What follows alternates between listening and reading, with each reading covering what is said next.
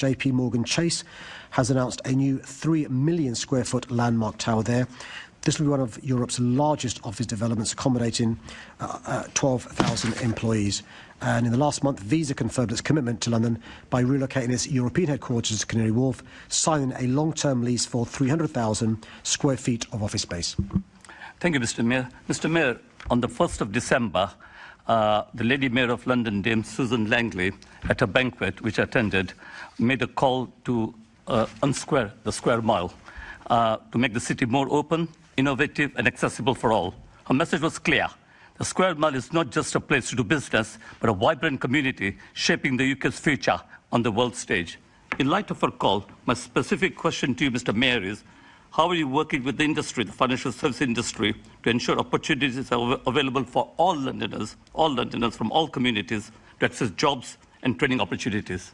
Can I thank them for his question? Can I just put on record my admiration of, in the first few weeks, the drumbeat of that sort of message from the new Lady Mayor, in terms of it being less intimidating, in less of the City of London being more welcoming, and using her own personal story as an example of somebody from a humble background can get the position she's done so.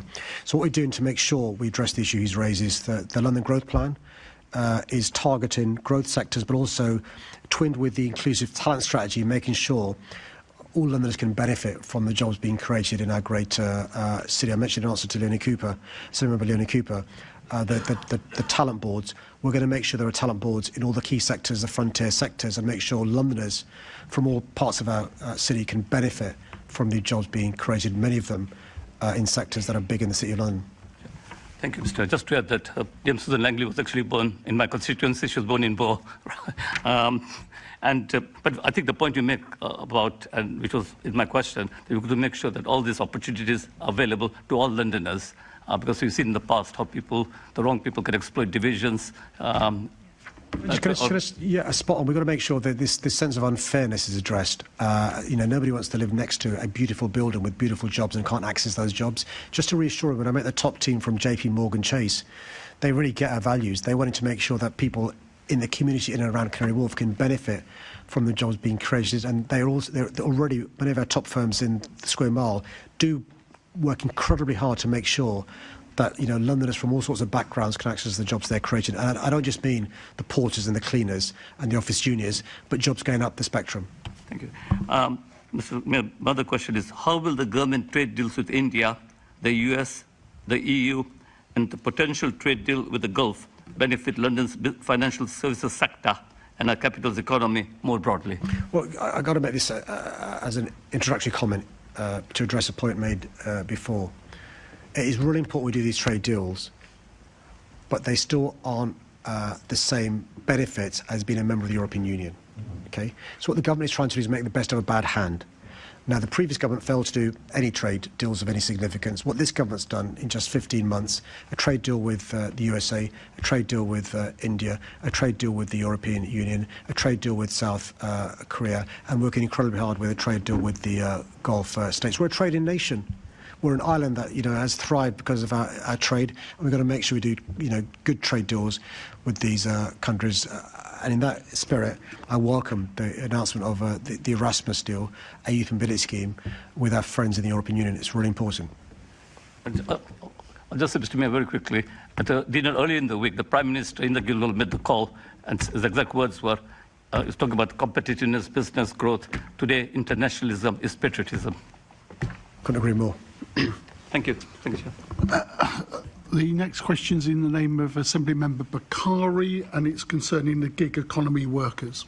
Can I thank the member for her question? Economic fairness is at the heart of my mayoralty, and the London Growth Plan, developed with London councils, commits to delivering a fairer and more inclusive economy.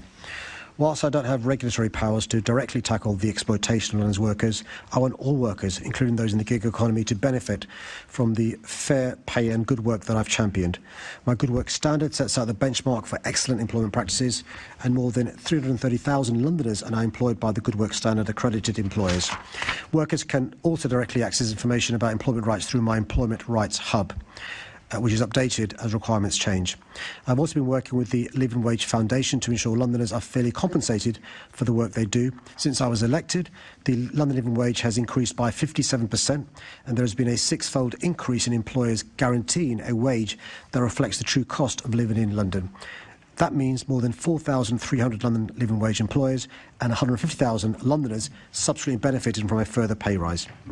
Still, there's no doubt that too many Londoners are excluded from contributing to and benefiting from growth and suffer exploitation.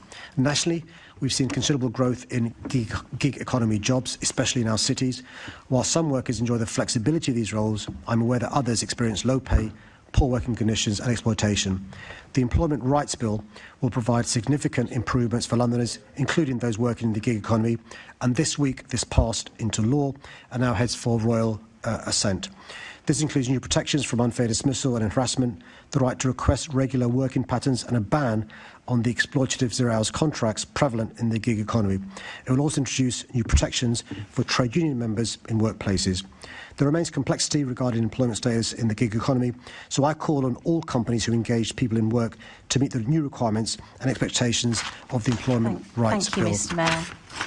I want to talk about delivery riders because they're going to be really busy this Christmas, and I'd love to follow some excellent examples that are happening to improve rights, safety and welfare of London's delivery riders. Manchester's Mayor Andy Burnham has brought everyone together to have a new charter for delivery riders. Would you be like Andy and follow his example? Or the mayor in New York has a Charge Safe and Ride Safe campaign where they are battery swapping cabinets and a safe public charging infrastructure. Will you be like Mayor Adams at not Mandami yet and follow their examples for here in London? Where Andy leads, I follow. So I'm more than happy to look at Andy's plans in Manchester and Eric's plans in New York. I'm not sure what Zoran's plans are yet. More than happy to look at those.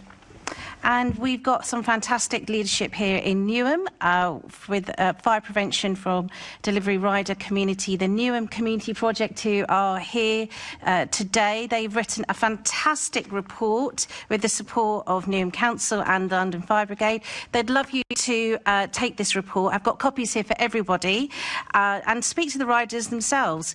Will you take a copy yourself, Mr. Mayor, and consider their community-led model that could be replicated across London? I mean, I love this part of London so much, I moved City Hall here. So more than happy to look at what Newham are doing in case. And by the way, Unmesh Desai regularly reminds me that the centre's moving east. So more than happy to look at what Newham are doing as well. Brilliant. This will be your Christmas present, Mr. Mayor. And in the I want to say that I'm not one of those woke Muslims, but Mr. Mayor, from my family to yours, season's greetings, and I hope to see you on Low Morden Lane, the most Christmassy street in London, to raise funds for St Raphael's Hospice. I do. Have I got away with it? Sorry, I was just about to say Have something. I got away with it? No, I'm not going to be a Grinch, but you're not allowed to do that in the chamber during these meetings. But it's Christmas! Or not. Bar humbug. Chair, I think it would be quite wonderful if a Muslim member of the Assembly was thrown out of the chamber for wearing a celebratory Christmas hat. We're not going to go that far. We've been very, very well behaved for us so far. Let's go back on the clock for me. There's a question by myself on the impact of government changes to jury trials. Can I thank the Chair for his question? This government inherited a broken criminal justice system suffering from years of underinvestment. This left overcrowded prisons, an underfunded probation service and courts burdened with lengthy backlogs that delay justice for victims. These reforms and the wider measures within the sentencing bill aim to restore an effective criminal justice system. There are over 18,000 outstanding cases in London's Crown Courts, with some being listed in 2030. Justice delayed is justice denied, and these egregious delays have a devastating impact on victims. MOPAC research on victim attrition shows 40% of victims withdraw from the justice process prior to a charging decision, leaving them without justice and criminals unpunished.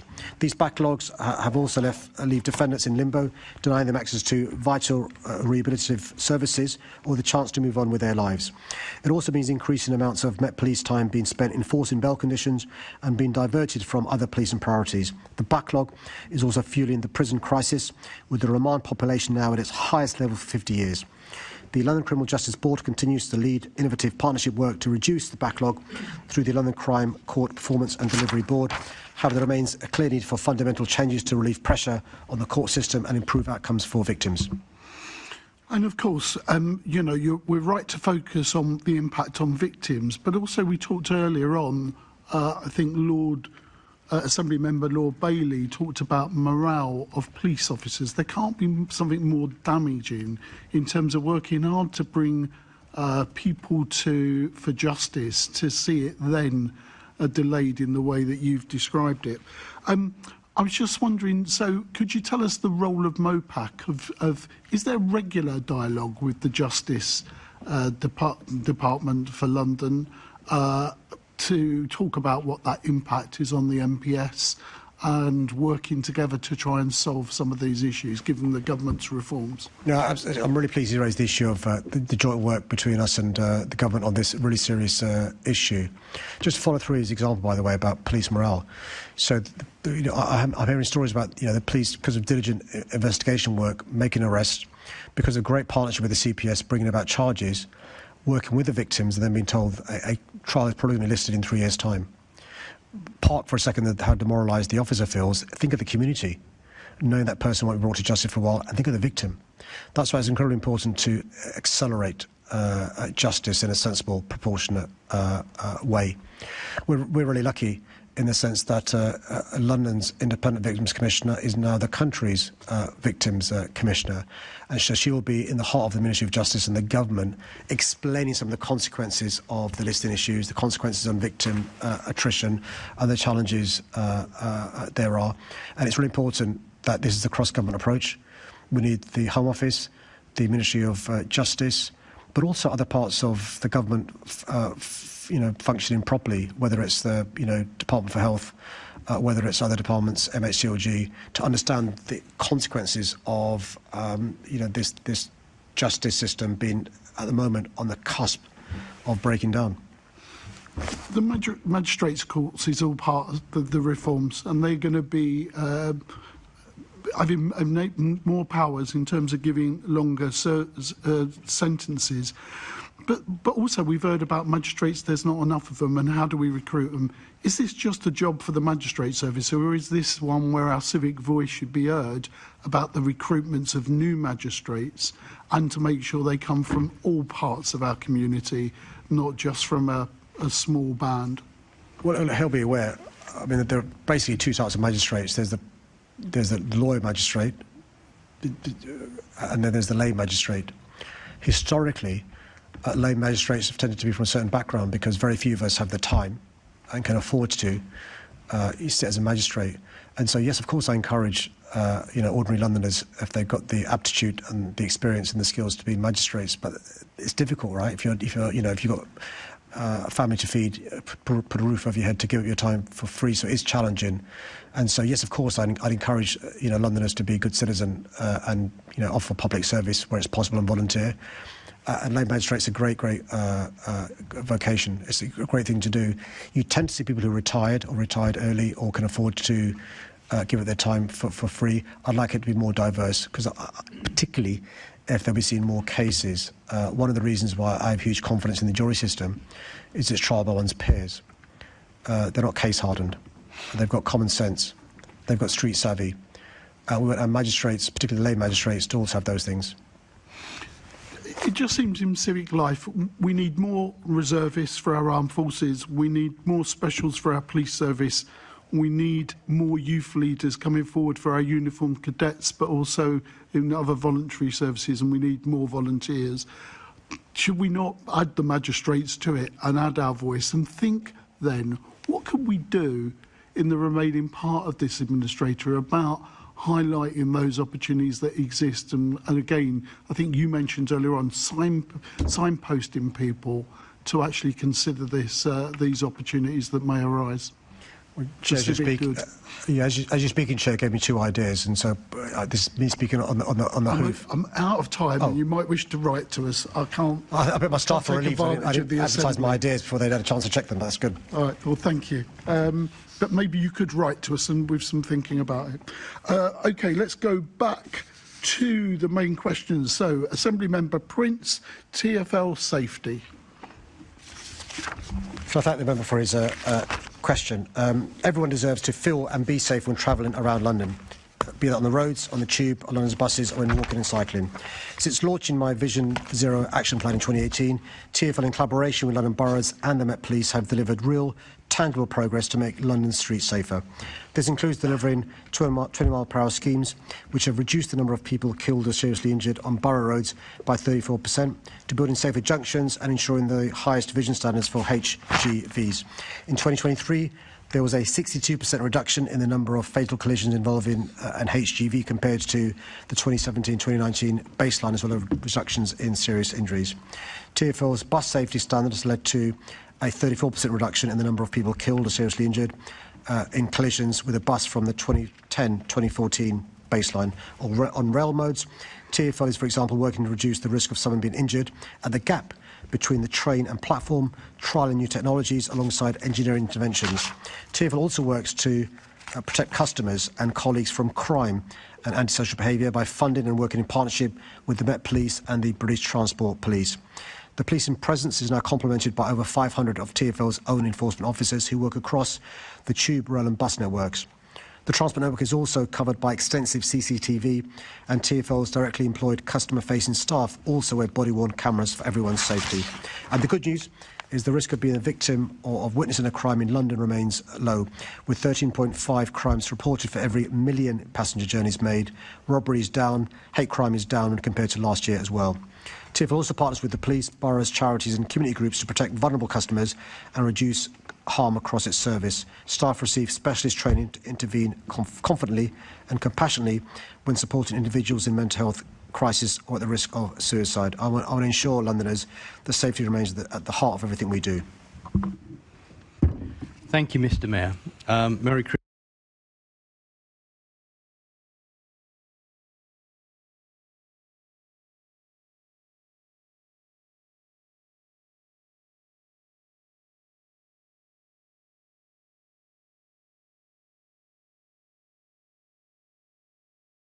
Christmas to you and your family, and thank you for a wonderful service the other night at the church. Mr. Mayor, I'm sure you're aware that, regrettably and unfortunately, in October there was a casualty on the track at Dagenham Heathway Station. This station is what is known as an island station, so there is no barrier between our TfL railway line and the C2C, which is the fast lane train that goes through that station at around about 70 miles an hour. There are other stations as well up near Elm Park and Upminster Bridge, which are, two of which are in my constituency. So this leaves the station very unsafe because there's no barrier. Someone can just walk off the platform on the underground and then just walk straight in front of a train, as was unfortunately the case in October. Can you, Mr. Mayor, lobby TfL and, more importantly, Network Rail to see if there's some kind of barrier that can be installed? Chair, can I put on record my thanks to the member who let my staff know in advance about this horrible case and they'd bring it to my attention. I'll make 2 points. One is the advice we have is not to talk about specific places to do with suicide because it can exacerbate a problem and it can encourage copycat suicide. The second point is I've taken on board the points you've made to my staff and I'm thankful. And we're working on this issue and I'm happy for my team to speak to him privately about the progress we're going to make because he raises a really important issue. I've seen as the MP for Tooting how things can be done to minimise the chance of suicide, and so let me take away his idea, which is a very sensible one, what we can do. Thank you, Mr. Mayor. Merry Christmas. Okay, that brings us to the end of the questions. Can I thank you, Mr. Mayor, for the answers, and can I wish you, on behalf of the Assembly, a Merry Christmas and Happy New Year. I know some of us were going to be seeing each other on a different